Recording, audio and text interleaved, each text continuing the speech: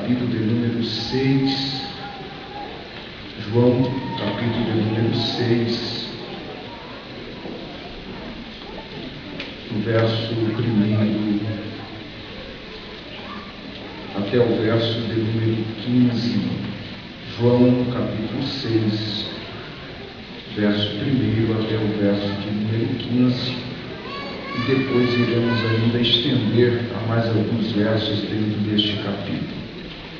Traz por título a multiplicação dos pães e peixes. Quantos acharam, digam amém. Amém. Depois disto partiu Jesus para o outro lado do mar da Galileia, que é o de Tiberíades.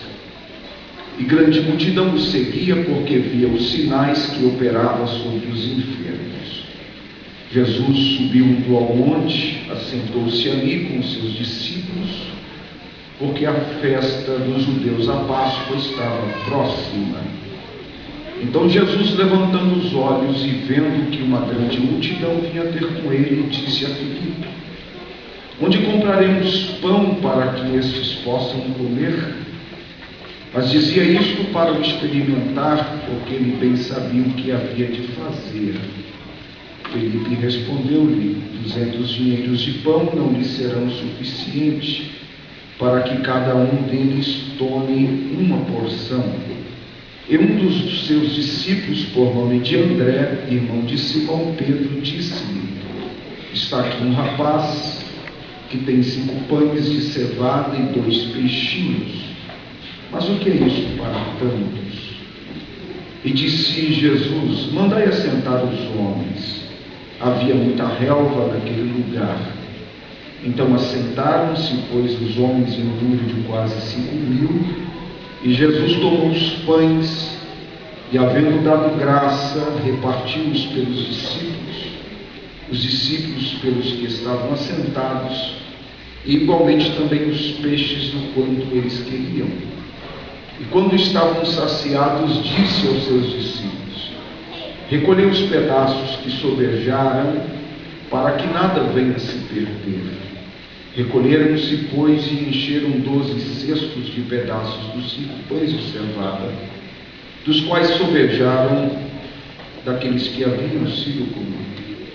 Vendo, pois, daqueles homens o milagre que Jesus tinha feito, diziam: este é verdadeiramente o profeta que devia vir ao mundo.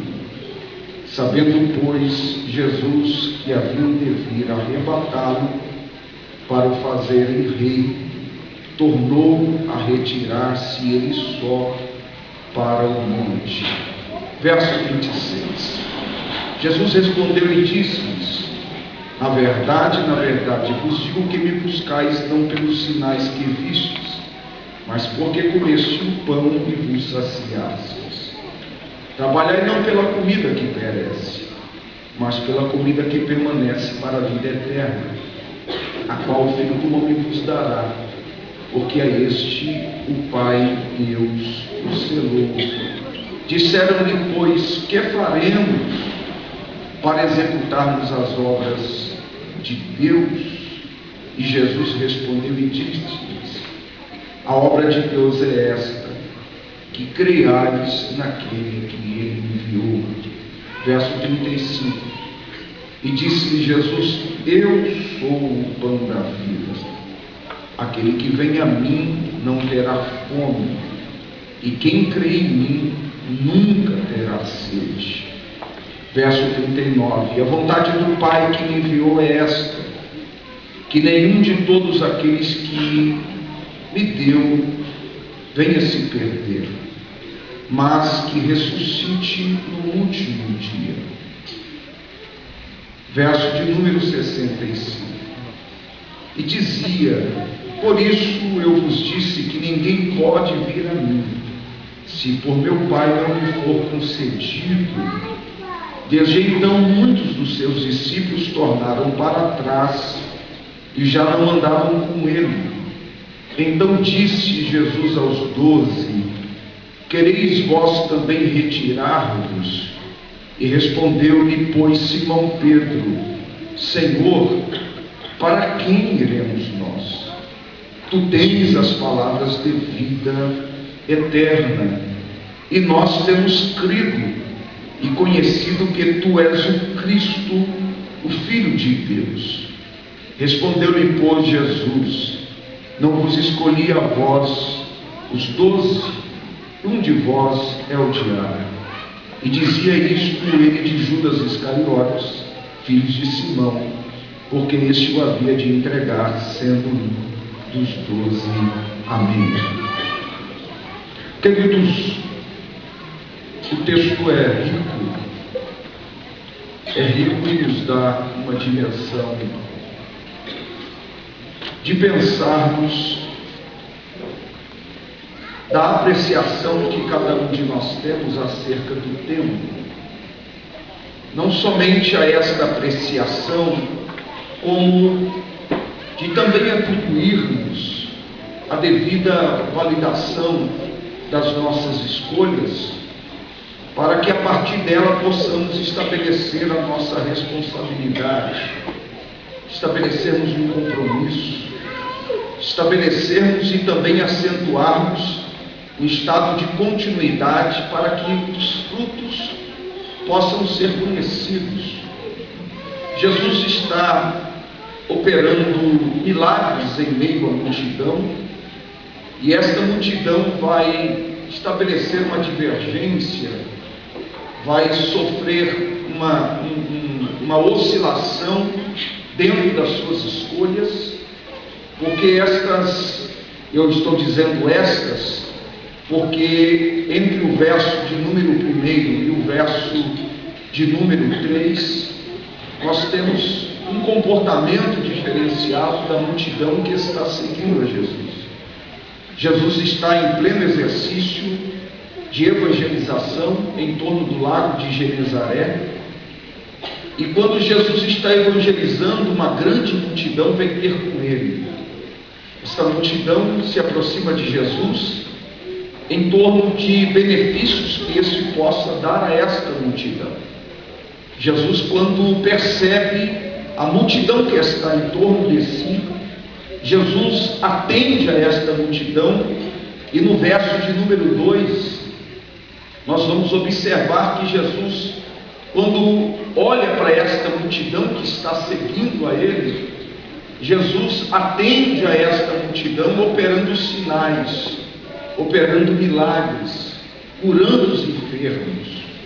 Quando Jesus opera estes milagres, ele atendendo a uma necessidade desta multidão, o texto diz que ele chama para si os seus discípulos e sobe ao monte para dar a esses discípulos algumas orientações.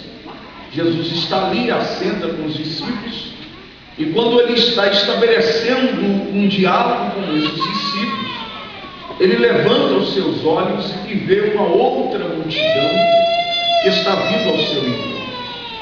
Esta multidão não é a mesma multidão pela qual foi assistida no verso de número 2. A multidão que for acolhida pelo Senhor no verso de número 2, usufruíra de um tempo de milagres da parte do Senhor. Esta multidão está em torno do lago de Genezaré, e esta multidão, ou de Tiberíades, e esta multidão tem consigo um grande número de enfermos. Jesus cura, e ao se despedir desta multidão, Jesus vai até o monte conversar com os discípulos. O que difere desta primeira multidão para a segunda multidão é de que a segunda multidão que nos relata o verso de número 3 e 4 é de que é uma multidão que está se destinando a Jerusalém por conta de uma festa dos judeus, que é a Páscoa. E quando eu observei a esse detalhamento que o texto nos dá, a minha atenção se prendeu um pouco mais sobre a decorrência dos fatos que vão ser dados à luz do atendimento de Jesus a esta multidão. Esta multidão está indo para Jerusalém, não são habitantes de Jerusalém, são habitantes de cidades circunvizinhas a Jerusalém, mas eles estão indo a Jerusalém para a festa dos judeus, que é a Páscoa. Uma festa que dentre as demais festas pelas quais os judeus celebravam, eram festas que reuniam ou congregavam anualmente os judeus em Jerusalém para trazer a lembrança da provisão, da proteção, do cuidado de Deus para com o seu povo.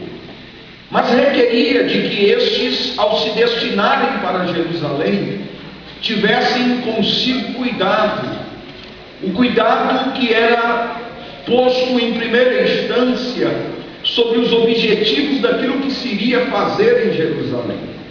O segundo propósito era de que estes não deveriam parar no caminho, e deveriam estes estarem não somente trazendo consigo a sua família, mas deveriam também se prepararem para a peregrinação, porque muitos desses moravam a uma distância aproximada de, segundo os relatos, entre a 40 e a 25 quilômetros, a distância de Jerusalém. Eles deveriam fazer esta peregrinação, que para muitos davam entre 3 a 4 dias, dado a Jerusalém estar no alto, no monte, e eles deveriam estabelecer uma peregrinação e deveriam cuidar não somente do seu estado físico, mas também da mentalidade daquilo que iria se fazer em Jerusalém. Eu acho isso muito pertinente, porque nós devemos não simplesmente propor-nos celebrar ao Senhor, mas devemos fazer com que tudo que está em torno de nós seja constituído com excelência diante do culto a Deus. Nós não podemos permitir que ambientes periféricos venham tirar a visão do nosso culto ao Senhor. Nós não podemos permitir que nada que é banal, nada que é secundário, tire o foco macro daquilo que nós vamos fazer diante do Senhor. Nós devemos nos preparar fisicamente, mentalmente, e à luz desta atitude, deste preparo, devemos fazer com que os nossos dias, que os nossos momentos de celebração a Deus sejam momentos especiais. Devemos entender de que Jesus está observando o comportamento desta multidão. E quando eu olho para isto à luz do texto, me chama a atenção porque Jesus trata as duas multidões de forma diferenciada. A primeira multidão, Jesus cura os enfermos e despede. A segunda multidão, Jesus olha e percebe que esta multidão está faminta, de que ela está com debilidades. E Jesus chama então os seus discípulos e olha para esta multidão e pergunta a um dos seus discípulos, por nome de Filipe, onde é que compraremos pão para que todos estes possam alimentar-se? Jesus é de uma visão estratégica, porque ele olha para a multidão e percebe a necessidade desta multidão. Quando Jesus detecta esta necessidade, ele chama Filipe e estabelece um exercício para que Filipe se predisponha a cuidar do alimento a esta multidão. Filipe faz um breve cálculo. Filipe rapidamente faz um cálculo e vai dizer que 200 dinheiros de pão não lhe seria suficiente para que cada um pudesse se alimentar. Segundo o cálculo feito, daria a cada pessoa 25 dias de trabalho, para que elas pudessem, ou melhor dizendo, a toda esta multidão, para que ela pudesse ser alimentada. Mas quando Felipe faz o cálculo do que seria a quantidade em dinheiro para alimentar aquela multidão, Jesus, no verso de número 6, vai demonstrar qual era o seu intento. O verso de número 6 diz assim: mas dizia isto para o experimentar, porque bem sabia ele o que havia de fazer. Quando eu olho para o texto, a esses detalhes, a minha mente celebra o Senhor. Celebra por algumas dimensões, e eu quero a tua atenção a partir deste momento para os detalhes que irei expor. Primeiro, de que o mundo espiritual nos leva a sairmos da nossa inércia, O mundo espiritual nos leva a sairmos de um ambiente de zona de conforto. O mundo espiritual nos leva ao campo do experimento. Ou seja, se eu quiser andar com Deus, viver para Deus, eu preciso saber que a minha relação nunca será de receber somente. A minha relação será de também estar em exercício ao campo do experimento. Toda relação com Deus me leva a viver uma experiência. Toda relação espiritual me leva a pisar lugares e ambientes pelos quais eu não imaginaria. E à luz da vida de Filipe, eu quero chamar a tua atenção, a saber de que Deus te chamou, de que Deus te escolheu, e Ele vai experimentar a sua vida. De que Deus tem propósito elevado sobre a minha e sobre a sua estrutura. Você foi chamado pelo Senhor, você está na casa de Deus, e saiba que Deus irá fazer valer da sua comunhão para ser um instrumento vivo nas suas mãos. O outro grande ponto que o texto nos dá é de que Filipe vai se dispor diante de Deus com aquilo que ele tem de melhor. Filipe vai se permitir ser usado ou gastar o seu tempo à luz daquilo que ele tem de melhor. O que o texto nos ensina é de que nem todos nós pensamos ou agimos da mesma forma. Nem todos somos iguais. Quando eu digo que nem todos somos iguais, é algo que é inconcebível, porque todos nós somos diferentes. Mas de certo é que existem pessoas que conseguem pensar iguais. Existem pessoas que agem, que têm a mesma mentalidade, que têm a mesma velocidade, que pensa, que tem pontos idênticos nas suas ações. Mas isto é uma luz para a cada um de nós aqui esta noite. E eu preciso te dizer isso. Deus vai nos usar à luz daquilo que temos, à luz daquilo que concedemos a Ele, com base naquilo que nos preparamos. Quanto mais nos preparamos, mais Deus nos usa. Quanto mais nos colocamos à disposição do Senhor, mais Ele se fará valer da minha e da tua estrutura para sermos usados nas suas mãos. O segundo ponto é que nós precisamos respeitar o limite de pessoas.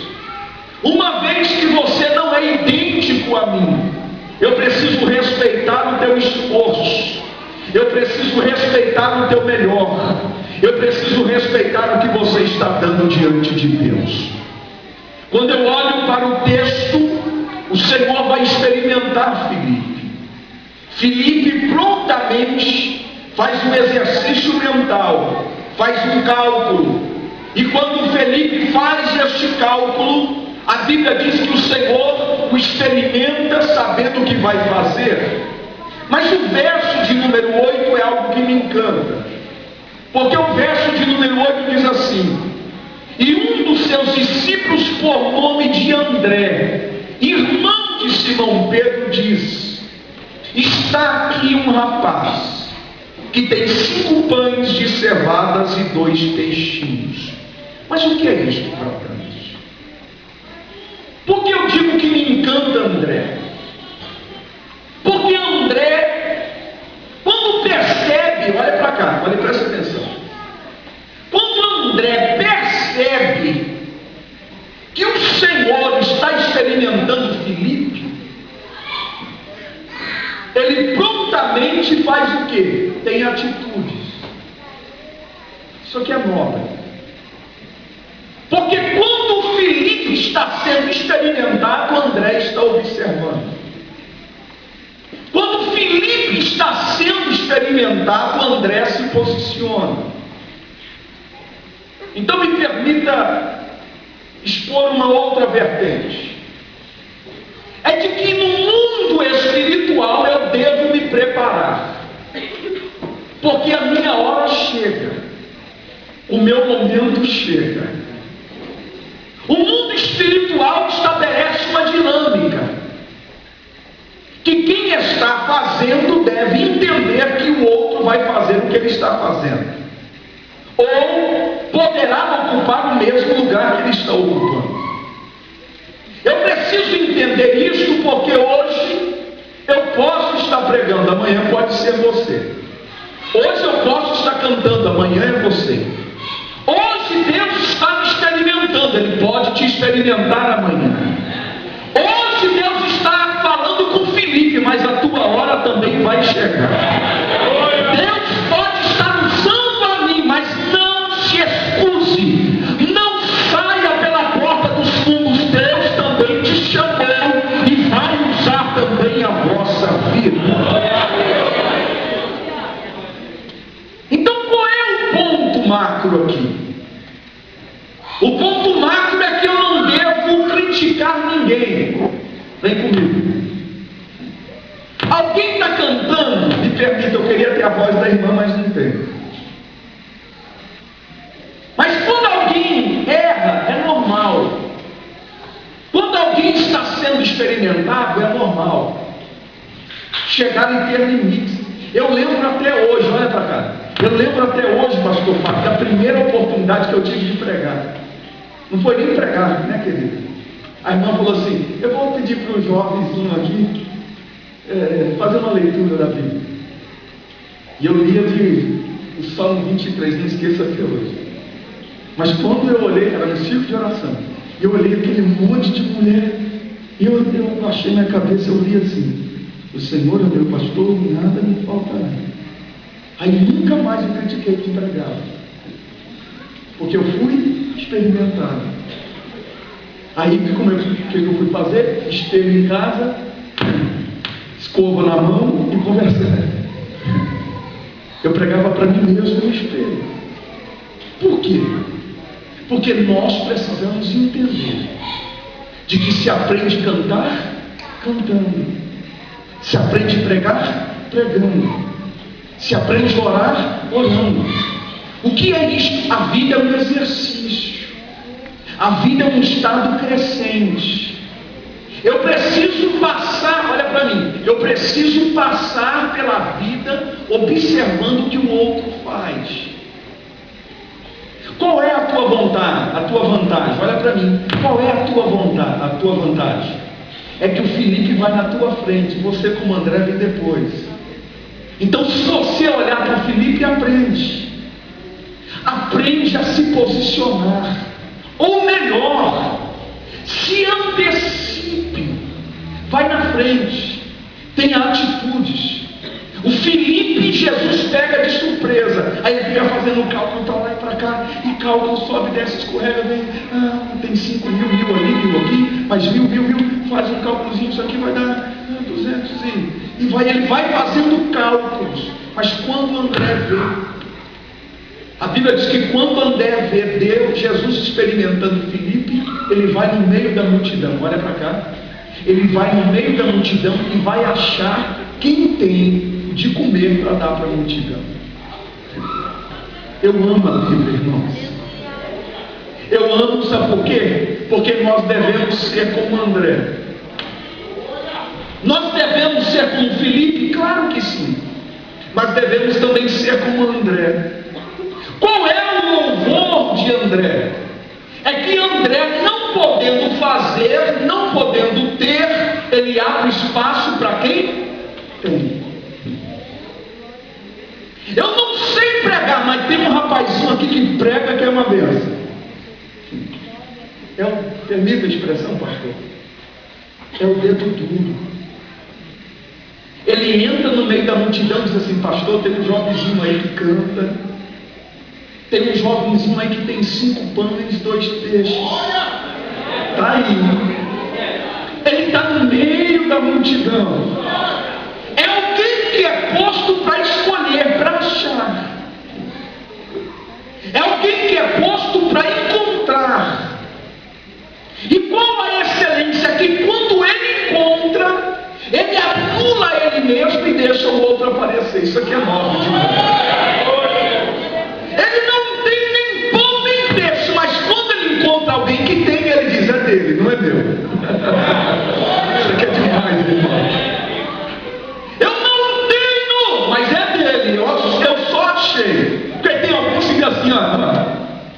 É meu. Fui eu que fiz. Não, eu gosto do espírito de André. Ele acha e diz assim: está aqui um rapaz que tem 5 pães e 2 peixes. Ele está aqui. Está aqui. Precisamos ter a mentalidade de Filipe? Claro que sim. Porque a obra de Deus precisa ser feita com organização. Precisa ser pensada. Mas precisamos ter o espírito de André, de dar oportunidades. Porque tem hora que a palavra não está comigo, o louvor não está comigo. Tem hora que não é você, é o outro. Nós precisamos sair de uma espiritualidade egocêntrica, de que eu preciso estar no centro, de que os holofotes precisam estar em mim. Não, meu irmão. O que você faz é unir a tua força, unir a tua voz com o outro, para que o nome de Jesus seja glorificado em todo o mundo. Qual é o espírito de André? É encontrar quem tem, é encontrar quem sai de casa preparado. André vai nos dar uma lição, porque ele entra no meio da multidão e encontra um rapaz que tem 5 pães e 2 peixes. O que este rapaz vai estabelecer? E eu vou colocar isto como, eu vou só fazer um trocadilho na palavra. Qual é o referencial que este jovem dá para as gerações futuras? É de que ele, ao ir para Jerusalém para celebrar ao Senhor, ele sai de casa pronto. Ele sai de casa com o intuito de que nada faça ele parar no meio do caminho. Ele está indo para Jerusalém, no meio de uma multidão que está faminta, despreparada, mas ele não. Você já percebeu que para ser referencial não é muito? É o povo. Para ser referencial você nunca vai encontrar no coletivo, mas na individualidade. Sempre vai ter um, não é 2. Se achar 2, faz culto de gratidão ao Senhor. Você encontra um que ora, um que lê a Bíblia demais, mas não é um coletivo. Mas por que Deus preserva pelo menos um? É porque quando Ele quer tratar de coletivo, Ele tem que colocar um como referencial. Está aqui um rapaz com 5 pães e 2 peixes, e 5.000 sem alimento. 5.000 indo para Jerusalém sem nada. Vai parar no caminho a qualquer momento. Vai murmurar porque não tem comida. Vai reclamar porque o sol está aquecido. Vai reclamar porque os pés estão doendo. Quando eu e você propormos ir para Jerusalém, saia de casa com espírito de celebração, mas saia de casa também preparado para que nada desvie a tua atenção de prestar culto ao Deus Todo-Poderoso. 5 pães e 2 peixes. Está aqui um rapaz. Quando este moço é apresentado, o Senhor manda sentar a multidão. Jesus tomou o pão e o peixe deste rapaz e vai dar graça. Jesus vai dar graça pelos 5 pães, que não é dele, mas é de um moço que entrega para Jesus. Qual é a referência deste moço? A referência deste moço é a seguinte: é de que tudo que ele tem é dele, mas não é dele. Tudo que ele tem é dele, mas é de Jesus. Tudo que está na mão dele pode ir para a mão de Jesus a qualquer momento. Ele é um moço que me dá uma luz luz para a minha espiritualidade é de que andar na direção de Jerusalém, do lugar da celebração, é o momento em que a minha vida obedece à rendição plena. Tudo que está em mim é meu, mas pertence em primeiro lugar a Jesus. Tudo que eu faço é para o Senhor. Toda a minha vida pertence a Deus. Ô meu irmão, vamos subir um pouco mais. Eu estou preocupado. Olha bem para cá. Eu estou preocupado com um conglomerado de pessoas que buscam a Deus pelas bênçãos. Buscam a Deus pela necessidade de receber. Buscam a Deus porque precisam. São multidões. Mas o meu compromisso de exercício espiritual é deste moço.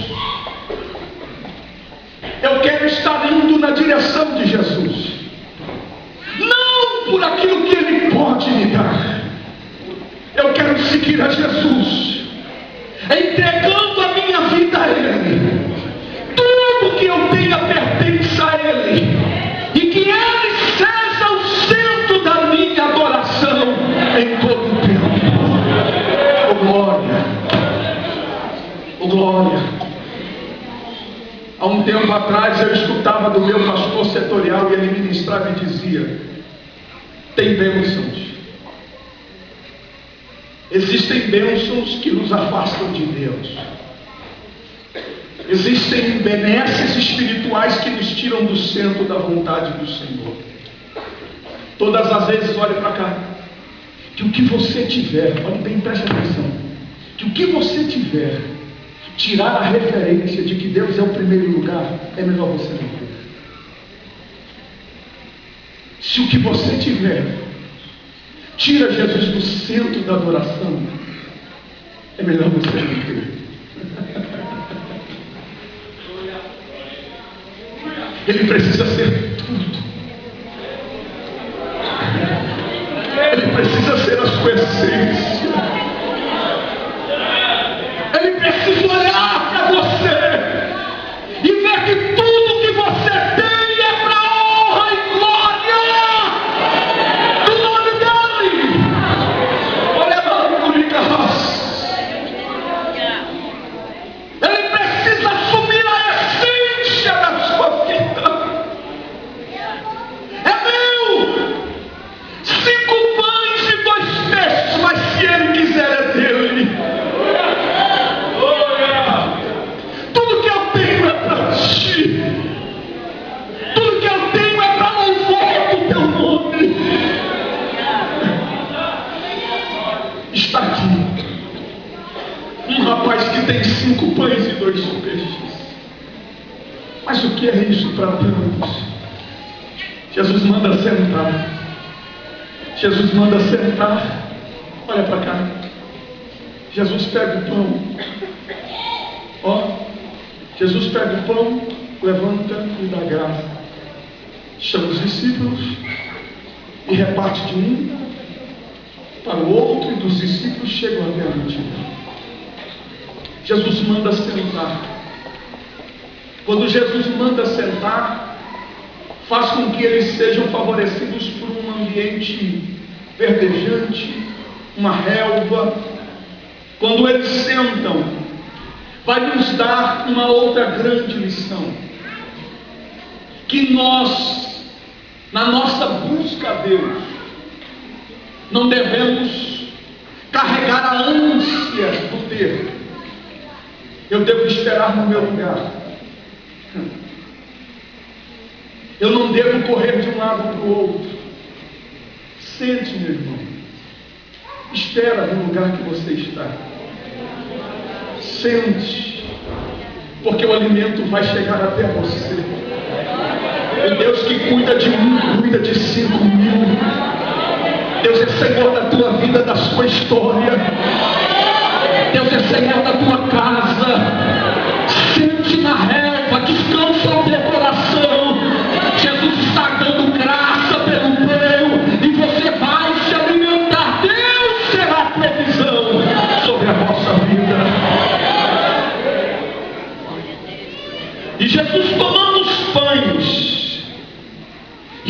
havendo dado graças, o repartiu. Mas o verso de número 11 nos dá uma outra grande lição. Você está com a Bíblia aberta? Verso 11 diz assim: e Jesus tomou os pães, e havendo dado graças, o repartiu-os pelos discípulos pelos que estavam assentados. E igualmente também os peixes, o quanto eles.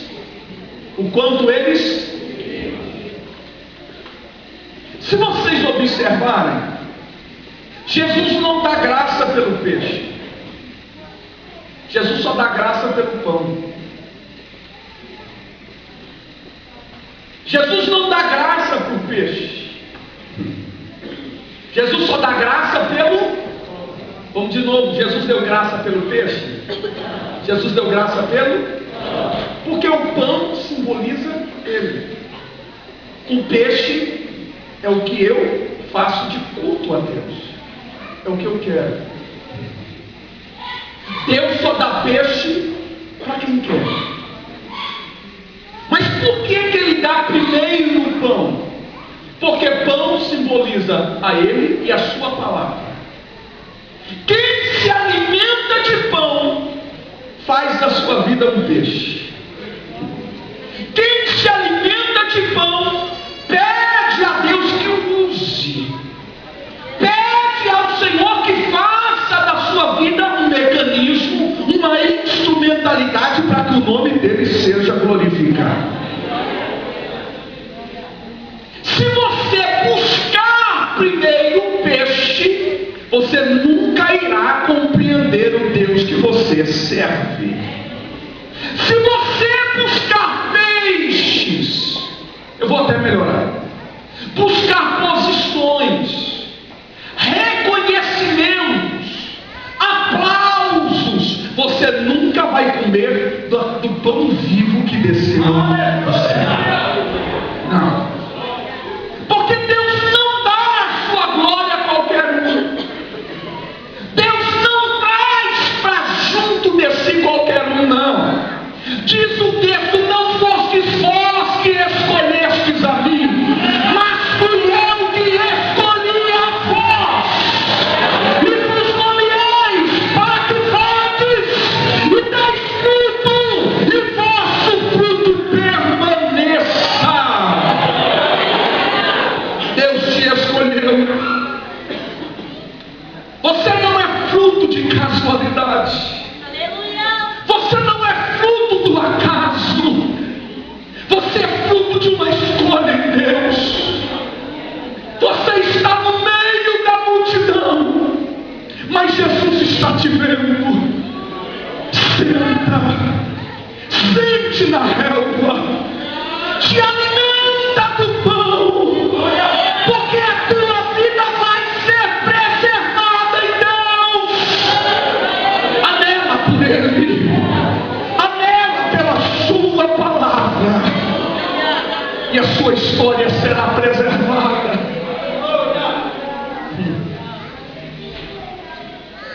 Sabe o que me preocupa? Que tem muita gente em exercício. Olha para cá. Tem muita gente em exercício sem nunca ter comido do pão. Tem muita gente querendo posição sem ter comido do pão. Quer o peixe, quer ser usado, quer ser colocado à disposição do Senhor, mas nunca comeram do pão. É ministério vago, é vida em exercício vago. Não. Se você quiser louvar ao Senhor, coma do pão. Se você quiser adorar a Ele, tenha intimidade com Ele. Entenda que a tua essência, o que você faz, precisa tocar a Ele. Não é a mim, não é o pastor da igreja, não é o ajuntamento da igreja. Tudo que eu faço precisa adorar e bendizer o nome do Senhor em todo o tempo. Eu estou me preocupando com o estado efervescente de muitas agendas, de muitos compromissos. de eventos que nós precisamos, como liderança, ficar criando, pastor, há anos e anos, mas perdemos a essência de estar no meio da multidão comendo o pão. Olhe para mim, estamos indo para Jerusalém, estamos indo para celebrar ao Senhor pela festa da Páscoa, mas estamos famintos. Eu vou dizer de novo, estamos como uma multidão, olhe para mim, uma multidão que vai para Jerusalém, mas está faminta, porque nunca teve pão na sua vida, nunca teve o melhor de Deus na sua vida. Você não precisa ir para Jerusalém para ser alimentado. Deus quer andar contigo todos os dias da sua vida. Você sendo um templo e morada do Espírito Santo dele sobre a vossa existência. Mas vamos subir. E quando estávamos saciados, recolheu-se os cestos. Encheram-se daqueles pedaços 12 cestos. E quando Jesus termina de fazer o milagre, a multidão que está com ele diz: este verdadeiramente é o profeta que devia vir ao mundo. Qual é o problema desta multidão? Esta multidão, Jesus vai revelar quem ela é. Jesus vai para o outro lado do mar. Ele anda por cima das águas. Chega do outro lado, esta multidão faminta, agora saciada, acorda. E quando olha para o lado, percebe que Jesus ali não está. Essa multidão adentra os seus barcos e chegam do outro lado. E quando chegam do outro lado, encontram a Jesus. E quando veem o Senhor, a Bíblia diz assim, verso de número 25: e achando do outro lado do mar, disseram: Rabi, quando chegastes aqui? Jesus respondeu e disse, verso de número 26: na verdade vos digo, que me buscais não pelos sinais que vistes, mas porque comeste o pão e vos saciaste. Verso 27: trabalhai não pela comida que perece, mas pela comida que permanece para a vida eterna, a qual o Filho do Homem vos dará, porque a este o Pai, Deus, vos selou. Jesus olha para esta multidão, e Jesus vai trabalhar a excelência, Jesus vai trabalhar o comportamento. E eu acho isto muito relevante, até porque num tempo de festa nós estamos mais celebrativos, mais acessíveis à verdade. Então deixar esse pensamento, os irmãos. Jesus, quando atende a multidão, Jesus vai trabalhar duas esferas. Jesus vai trabalhar aquela que eu e você devemos fazer, e aquela que precisamos entender que somente Ele pode fazer. A multidão segue a Jesus pelos milagres que Ele faz. Ponto. E Jesus diz assim: vocês não me seguem por os milagres que vocês viram, porque se tivessem visto os milagres, glorificariam o meu nome. Vocês estão me seguindo pelo alimento que vocês comeram e saciaram. Vocês estão me seguindo pelo alimento que perece. Mas Jesus vai dizer: se quiser me seguir, segue pelo alimento que não perece. Qual é a dimensão? Que aquilo que perece, cabe a mim e a você buscar. Não deve ser posto no mundo espiritual. Eu vou melhorar. Não ora para Deus ficar criando ambientes para que o teu milagre na esfera terrena aconteça. Você tem que correr. Eu vou melhorar de novo. Senhor, eu estou orando aqui na igreja, tem um mês para o Senhor abrir a porta. Não vai atrás? Vou dizer de novo. Eu estou orando para que Deus cure. Aí sim.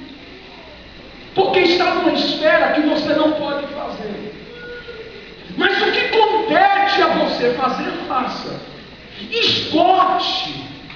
Esgote as possibilidades, porque por detrás disso está uma intervenção divina para operar o milagre sobre as dimensões que você não conhece. Não joga para o mundo espiritual aquilo que compete a você fazer. Não joga para Deus o que Ele te deu capacidade para resolver. Não. Eu conversava com uma jovem que disse assim: ô pastor, ora por mim que eu vou fazer o Enem. Eu disse: você estudou, filha? Ela disse: não. Quer jogar para Deus, não vai colar. Até porque também não dá para colar no Enem, né? Entendeu? Não dá para jogar para lá aquilo que é competência nossa. Mas se você se esforçar, vará a noite estudando, e chegar no teu limite, saiba que Deus vai chegar com você. Entenda isso. O que é graça? É a manifestação de Deus que vai superabundar os meus limites. Deus sabe o que você fez. Deus sabe o preço que você pagou. Ele não vai ser injusto. A justiça de Deus estará sobre a vossa vida. Descansa o teu coração. Fiel é o Senhor para aqueles que andam em retidão diante dele. Quem são vocês? Vocês são aqueles que me buscam por conta dos milagres previstos. Olha para cá, irmãos. Olha para cá. Olha para cá. Se aparecer um profeta em várzea, me permita, pastor, em várzea, que revela nome, se aparecer um que dá placa de carro, se aparecer um, a multidão vai. Mas eu quero ver reuniões aonde a palavra está sendo pregada, que a multidão se reúna e diga: Senhor, eis-me aqui, fala comigo.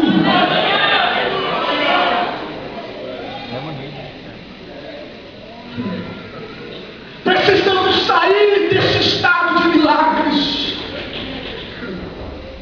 Milagre não te coloca de pé.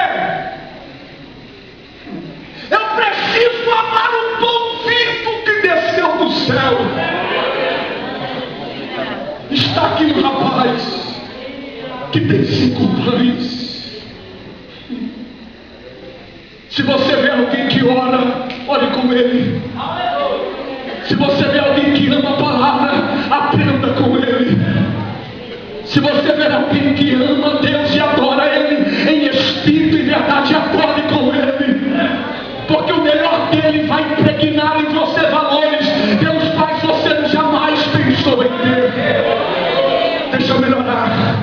Anda com gente que tem pão e tem peixe. Anda com gente que está na multidão. Ele está aqui. Anda com gente que tem intimidade com Deus. Anda com gente que ora e Deus responde. Olha, calma, subiras. Você não é fruto de milagres. Você é fruto de comunhão com Deus. E o milagre ele acontece. O milagre chega. Deus é Deus de milagres. Deus vai operar milagres. Mas ame a Ele em primeiro lugar. Oh glória! Oh glória! Quantos trouxeram cestos vazios esta noite, para que o alimento vivo dos céus sacie a tua alma e você caminhe um pouco mais. Saia daqui com o cesto cheio, porque Deus está tocando a tua alma por intermédio da sua palavra.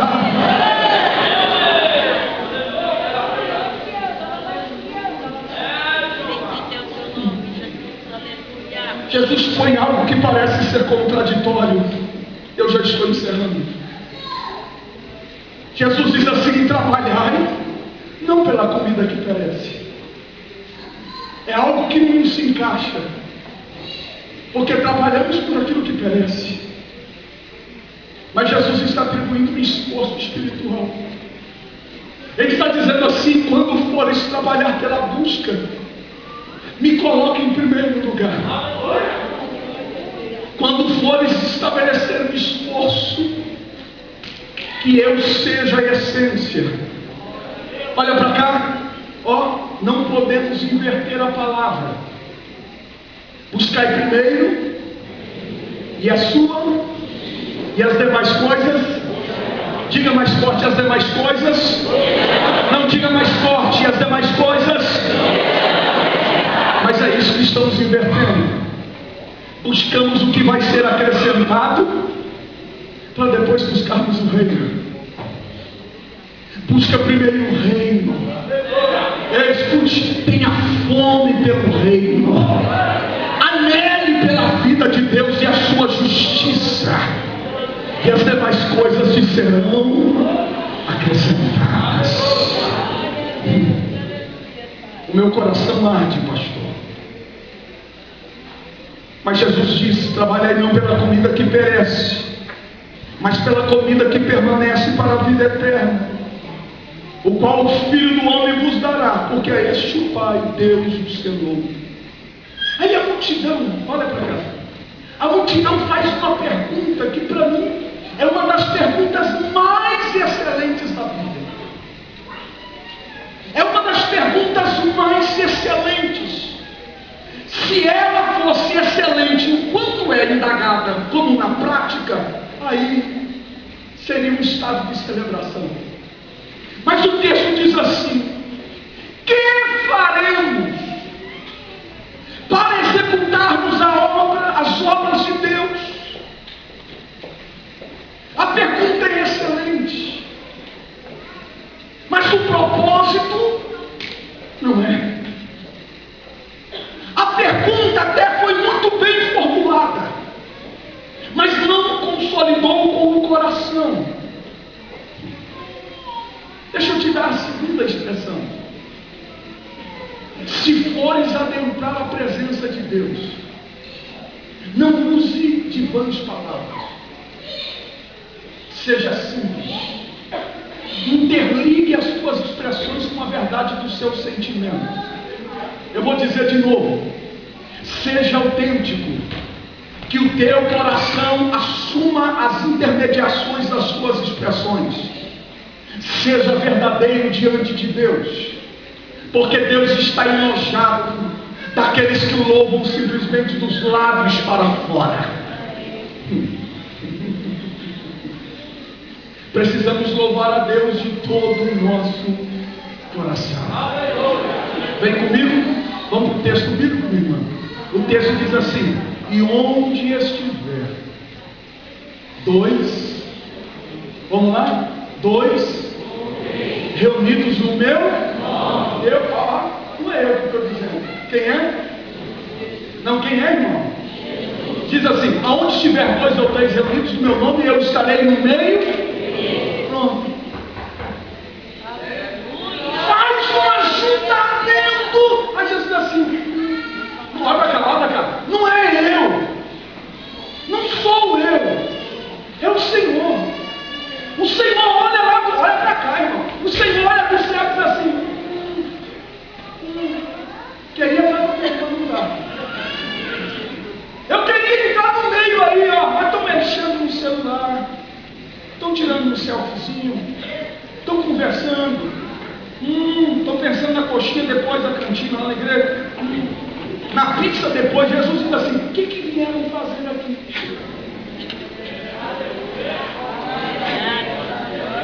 Aonde estiver 2 ou 3 reunidos no meu nome, eu estarei no meio deles.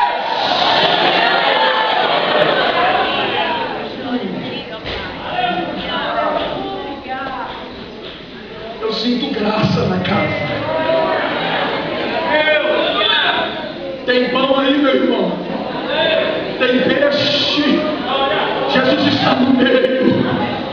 Ele é o centro, Ele é a razão, Ele está no meio. Mas a obra de Deus é esta: que creiais naquele que Ele enviou. Então eles disseram: que sinal, pois, fazes tu, para que o vejamos e creiamos em ti? Que operas tu? Quando eles estão falando com o Senhor, Jesus diz: eu sou o pão vivo que desceu do céu. Aquele que vem a mim nunca mais terá fome. Aquele que crê em mim nunca mais terá sede. Mas Jesus vai afinando. Olha para cá. Porque Jesus não quer saber da multidão.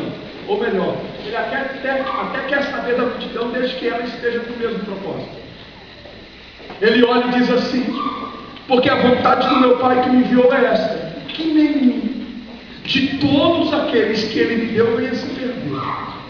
Nenhum daqueles que Ele me deu vai se perder, mas que ressuscite no último dia.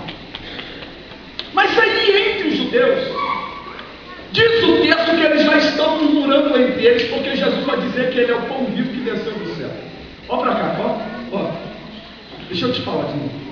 Se você não se interligar com Deus, você não vai entender as suas palavras. E em vez de você amá-lo, você vai desprezá-lo. Reino de Deus, ou você absorve, ou ele te exclui. Ou você entra dentro dele, ou ele por si só te coloca para fora. Jesus começa dizendo: meu irmão, eu sou o pão vivo que desceu do céu. Quando Jesus está dizendo isso, os discípulos, olha para cá, que estão em torno dele, reúnem um com o outro e dizem assim: ó, está difícil de seguir esse homem aqui. Aí chega isso até os ouvidos dos discípulos de Jesus. Um discípulo vira para o Senhor e diz assim: Senhor, aqueles que te seguem estão querendo te deixar. Aí Jesus engrossa o caldo e vai dizendo assim: todo aquele que me segue, que não comer do meu corpo, da minha carne, não beber do meu sangue, não tem parte comigo. Aí alguém olha e diz assim: pronto, virou canibal. Visão de quem não tem peixe nem pão. Que linguagem canibal é essa? Mas Jesus está colocando uma linguagem difícil para selecionar, para estabelecer filtro. Mas quando Jesus está dizendo isso, os que ouviram disseram: duro é esse discurso, quem o pode ouvir? Sabendo, pois, Jesus em si mesmo que os seus discípulos murmuravam a respeito disso, disse-lhes: isso vos escandaliza? Quem seria, pois, se visse subir o Filho do Homem para onde o primeiro estava? O Espírito é o que vivifica, a carne para nada aproveita. As palavras que eu vos disse são Espírito e vida. Mas há alguns de vós que não creem. Porque bem sabia desde o princípio quem eram os que não criam e quem eram os que o haviam de entregar. Verso de número 65.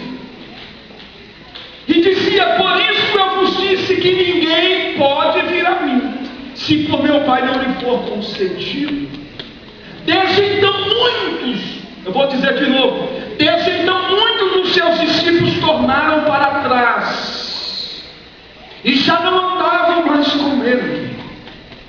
Eu gosto de Jesus, porque Jesus não está preocupado com a fama. Jesus está preocupado com gente que quer viver seriedade.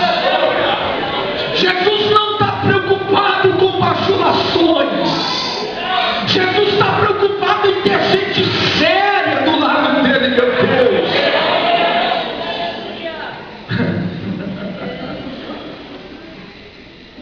Então disse Jesus aos 12. Você pode, para a gente encerrar, 67, 68 e 69. Abra a Bíblia, por favor.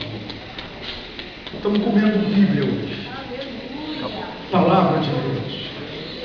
Então disse Jesus aos 12: quereis vós também retirar-vos?